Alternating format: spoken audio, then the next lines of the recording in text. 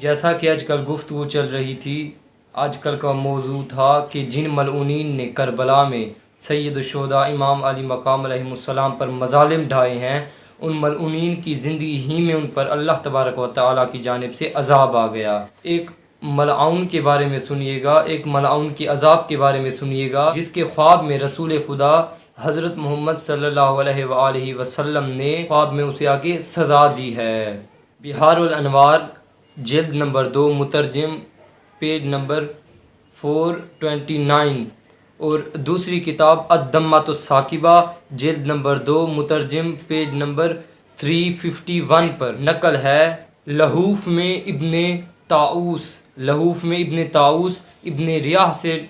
روایت نقل کرتے ہیں، وہ کہتے ہیں کہ میں نے ایک نابینا شخص سے پوچھا کہ آیا تو کیوں کر نابینا ہوا ہے، کیسے تو نابینا ہوا ہے؟ اس شخص نے کہا کہ میں کربلا میں تھا، لیکن میں نے سید الشہداء امام علی مقام حضرت امام حسین علیہ السلام پر نہ کوئی تیر سے وار کیا اور نہ ہی تلوار کا استعمال کیا۔ آگے وہ شخص کہتا ہے، کربلا سے واپسی پر میں نے خواب میں دیکھا کہ ایک شخص مجھے کہہ رہا تھا کہ آؤ تجھے رسول خدا حضرت محمد صلی اللہ علیہ وآلہ وسلم تجھے بلاتے ہیں۔ میں نے اس سے پوچھا کہ آیا کیوں کر بلاتے ہیں مجھے رسول خدا؟ تو اس شخص نے مجھے گریبان سے پکڑ کر مجھے کھینچ کر رسول خدا کے پاس لے گیا۔ وہ شخص کہتا ہے کہ میں نے دیکھا کہ رسول خدا حضرت محمد صلی اللہ علیہ وآلہ وسلم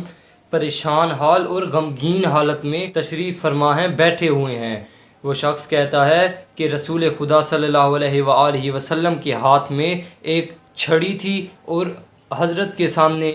کے سامنے خون بھرا ہوا ایک تاشت رکھا ہوا ہے، اور ایک فرشتہ شمشیر آتش لیے ہوئے رسول خدا صلی اللہ علیہ وآلہ وسلم کے بالائے سر کھڑا ہوا ہے۔ میں نے دیکھا کہ میرا دوسرا ساتھی بھی رسول خدا صلی اللہ علیہ وآلہ وسلم کے سامنے کھڑا ہوا ہے، اور میرے پہنچنے کے بعد رسول خدا صلی اللہ علیہ وآلہ وسلم نے فرشتے کو حکم دیا، فرشتے سے فرمایا کہ اس شخص کو قتل کر دو۔ شخص کہتا ہے کہ آج تک میرے ساتھی کے قتل ہونے کا جو منظر ہے وہ میرے ذہن سے نہیں ہٹا۔ جوں ہی وہ فرشتہ وار کرتا تھا، اس ضرب سے ایسا شعلہ نکلتا تھا، ایسا شعلہ لپٹتا تھا کہ مضروب جل کر راکھ ہو جاتا تھا۔ وہ شخص کہتا ہے کہ پھر رسول خدا صلی اللہ علیہ وآلہ وسلم مجھ سے مخاطب ہوئے، فرمایا کہ اے دشمن خدا، تو نے میری ذریت کو قتل کیا، میرے خیام کو لوٹا ہے، مجھ سے شرم تک نہیں آئی۔ پھر وہ شخص کہتا ہے کہ میں رسول خدا صلی اللہ علیہ وآلہ وسلم سے مخاطب ہو کر میں نے رسول خدا سے فرمایا، اے رسول خدا، میں نے آپ کی اولاد کو نہ تو تیر سے اور نہ ہی تلوار اور نہ ہی نیزہ اور نہ ہی پتھر سے قتل کیا ہے، میں نے آپ کی ذریت کو طرح کی اذیت بھی نہیں دی ہے۔ پھر رسول خدا نے مجھ سے کہا کہ اے شخص، تو نے آیا یزید ملعون کے فوج میں ایک شخص کا، ایک سپاہی کا اضافہ نہیں کیا؟ میں نے عرض کی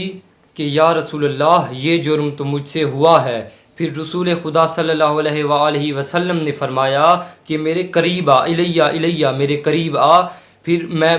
غیر اختیاری طور پر جب رسول خدا کے قریب میں گیا تو رسول خدا کے سامنے ایک تاشت رکھی ہوئی تھی، تاشت کی طرف اشارہ کیا رسول خدا نے کہ اس تاشت کو دیکھ، اس تاشت میں میرے بیٹے حسین ابن علی کا سر مبارک ہے۔ جب میں نے اس تاشت میں دیکھا تو رسول خدا صلی اللہ علیہ وآلہ وسلم نے مولا امام حسین علیہ السلام کے خون سے سلائی ڈبو کر میری آنکھوں میں سلائی کو رکھا، تو جب میں خواب سے بیدار ہوا تو میں نابینا ہو چکا تھا، میں اندھا ہو چکا تھا۔ پروردگار عالم سے دعا ہے کہ اہل بیت علیہ السلام کے چاہنے والوں کو آباد و شاد رکھے، اور دشمنان اہل بیت کو، خصوصاً جو کربلا میں جنہوں نے